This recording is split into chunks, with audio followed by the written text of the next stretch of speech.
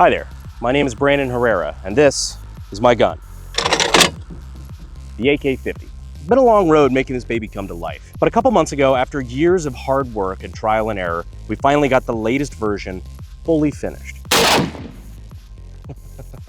Or at least at the time, what felt like fully finished. We still hadn't done little things like paint it or anything, so it still kind of looked like a garage-built prototype. If you haven't seen that video yet, which statistically about 5 million of you have, which is more views than we have subscribers, and you can help change that. But the video is kind of dramatic. You know, we went really high effort on things like the Deadpool-esque intro and things. It was my love letter to this project, having worked on it so long. But now I wanted to sit down, especially now that we've got it all nice, painted, and pretty.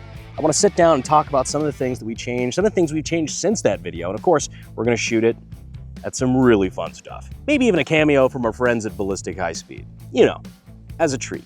But first, you haven't even seen the painted version of this thing fire. Bet you'd like to do that. I know what you want.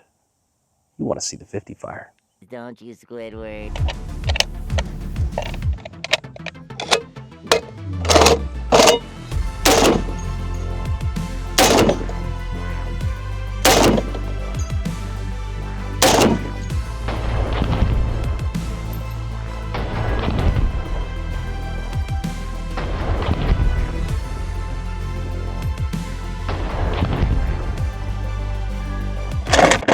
Okay, now that I got that out of my system, for now, let's go ahead and talk about the gun.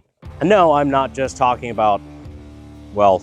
It's black! Yeah, we painted it, but there is something else I think is really cool that we didn't get to talk about because we hadn't done it yet when we did our AK-50 video. Now, when we had the Ballistic High Speed guys come down for that video, they did some awesome high-speed shots of the AK-50 firing. But there was something that a lot of people noticed, and it was something that we all noticed right off the bat as soon as we saw the video.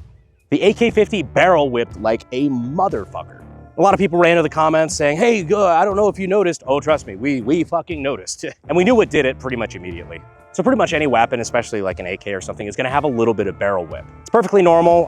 Does it hurt the gun? No, it does not hurt the gun. As long as it holds 0, not really an issue. But it does look pretty violent, and to be honest, it's pretty unnecessary. As to what caused it, a muzzle brake. This is the muzzle brake that was on the AK-50 when you saw it in the big video. This is a beefier, bigger, well, 50 cal sized version of the AK muzzle brake, a great brake in my opinion, the JMAC RRD 4C. This is an awesome brake for recoil reduction, and it also works as a compensator. The way that it does this, the way that it stops muzzle rise is you see these vents here on the side of the brake itself. They're actually cut away larger on the top than they are the bottom. And so the point of that is to vent more gas. While it's venting gas out the sides, it's venting more gas out the top than it is through the bottom, meaning that it's going to be not only creating a brake that, you know, stops recoil, backward recoil, but it also pushes gas up, pushing the muzzle down. So when you normally have that muzzle climb, it helps keep the muzzle down. We didn't really think about it that much, and we just included it feature for feature, including those cutaway top vents. Not quite as dramatic as on the RRD4C, but we still put them there. What we didn't realize is that this really doesn't need a whole lot of upward compensation. It's mostly rearward recoil. In fact, if you could see the videos of me in that video walking and firing it from the hip, you can very clearly see every time I fire the gun, the compensator is working too well, and it pushes the gun down dramatically. That's exactly what it was doing to the barrel, causing that crazy barrel whip. If the science behind this sort of thing interests you and you'd like to get your start in gunsmithing and weapons technology, you can always check out SDI.edu using the links down in the description and in the pinned comment. But now we have a new muzzle brake, one that does not have those cutaways at the top and is working a hell of a lot better. But the real question is, does it still cause that massive barrel whip? But to answer that question, we would need to break out the high speed. Ballistic High Speed. I'm gonna stop doing that bit one day. That's right, our friends at Ballistic High Speed came down again to help us out with the Trump assassination attempt recreation video that we did here recently. And while we had them down, not to let their talents go to waste, we also did a couple of shots with the AK-50 in high speed. So take a look at it and tell me what you think of the new brake.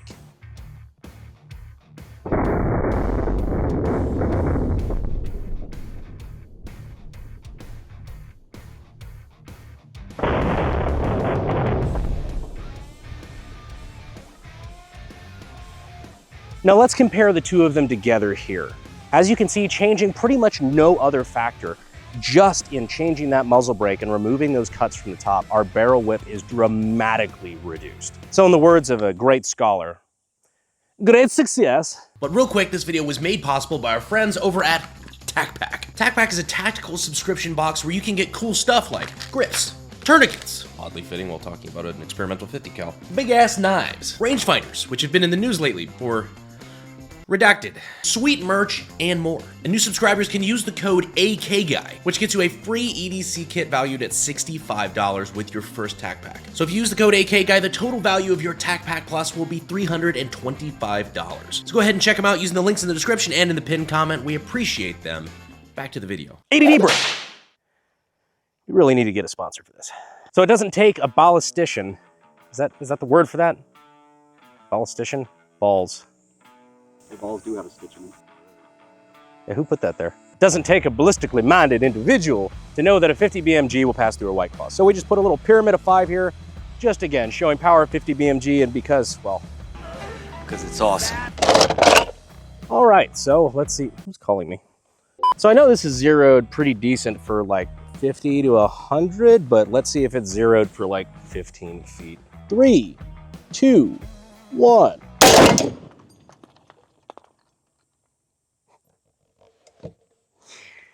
I always forget how cool that is. That is just neat.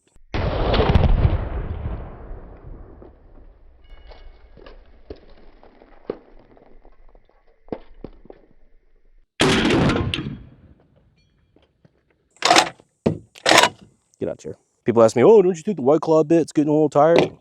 I never fucking get tired of it. I just love the concussive force because there's no way that all of these even got hit. They just got smashed. Oh, geez, just look at that. Look at how twisted that aluminum is just from the pressure. Just shredded. This is not one that even got a bullet. It's just the energy of the first one. Actually, this is a great bit. You know what? Fuck it. I'm gonna show it. People always have this fucking thing. They're like, oh, if a 50 cal passes this close to you, oh, it's gonna blow your head apart, blah, blah, blah. A lot of the same ballistic experts that think that, you know, Trump wasn't hit by a bullet because if it grazed his ear, it would have blown his head off because it's a fucking dangerous assault rifle, all this shit. And everybody quotes that video where the guy shot next to a deer and killed it with concussion. It's like, these people don't fucking think, or they're just bad at math, but that's not how bullets work, and I'm really tired of hearing it. Can you tell I've been putting a lot of thought into this recently? You saw what the energy effect on a target was from White Claws that were behind one that was already impacted. So it was blowing out and expanding, and it was just a lot of violent shit happening really quick. I'm gonna sail around in between these two cans, and we're gonna see my prediction. You know, I'm no ballistician, but my prediction is jack fucking shit happens. So just to prove that it's going in between the two, I'm gonna put this one behind it. Behind, in front. So clearly, if this has a crazy shockwave, it's gonna blow these two apart, right? Making retards on Twitter shut up. 3, 2, 1. Crazy, wow.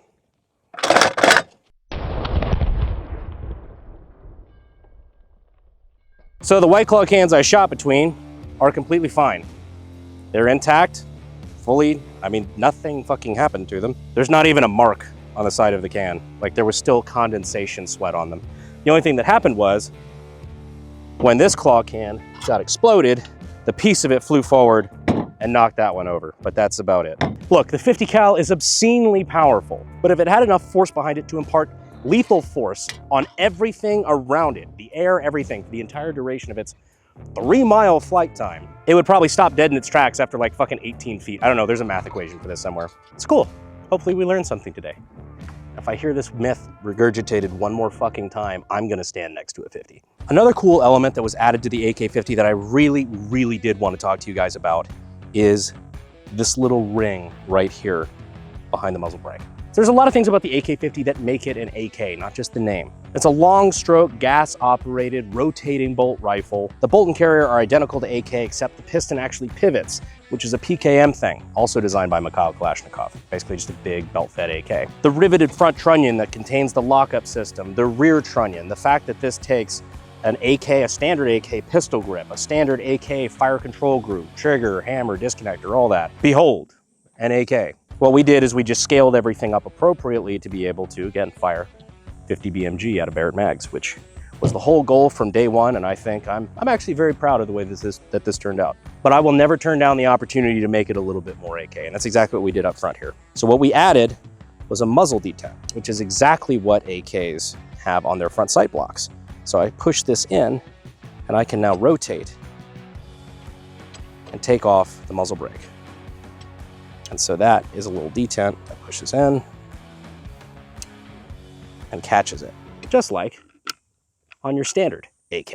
Although this isn't really an AK. What this is an IO AK. If you're not familiar with what that is, this is notoriously the worst brand of AK that's ever been made. Although a lot of people are really vying for that spot. This is like some old garbage shit that came out. You know, everybody was, you know, trying to get an American made, you know, made in the USA, but they didn't respect the platform.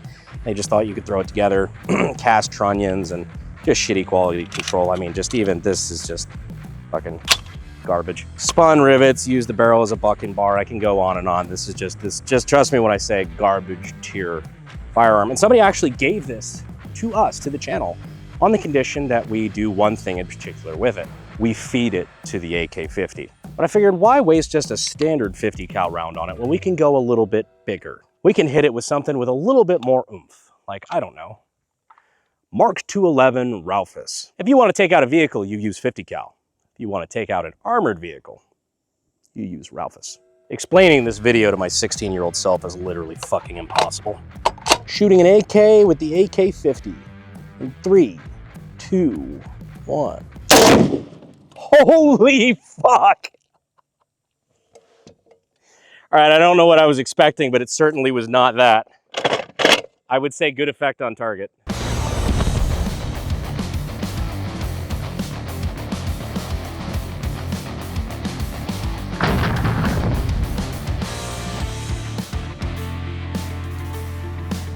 I shot it right, like, in the bolt carrier, and I didn't expect it to blow the fucking handguard to pieces. Holy shit. Look at that. Ralphus does not fuck around. Holy fuck. Only marginally more dangerous than shooting an IO. The bolt is still locked in the trunnion. Ironically, this is the exact way that they blow up with that fucking locking lug flying off the gun. Sent jets of copper all into the cam groove as well. Ironically, the bolt carrier is pretty okay. The crazy part is it fucking blew the gun in half.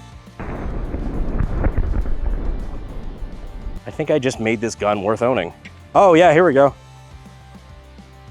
Got our recoil spring assembly. It's a little twisted. Safe to say this gun is never going to be a danger ever again. To its user, of course. Well, if that's what you mean by taking dangerous guns off the street, then you probably belong here on the channel. You should consider subscribing. I love you. But anyway, this is the AK-50. I think she looks fucking great with the new coat of paint. I like the new additions to the gun. Also, the carry handle really makes this a lot easier to lug around. I see why Barrett added it. Very, very easy quality of life improvement. As you can see, there's still a lot of cool shit we can do with the AK-50, some gnarly shit we can shoot it at, and some gnarly shit we can shoot out of it.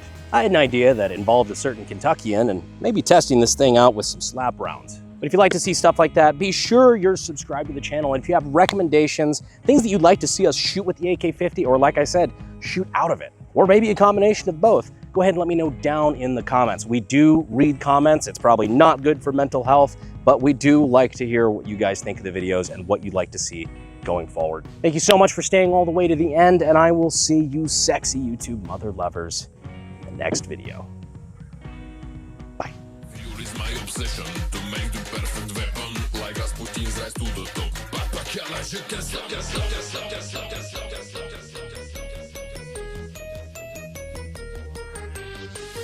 Hi there, my name is Brandon Herrera, and this is my gun.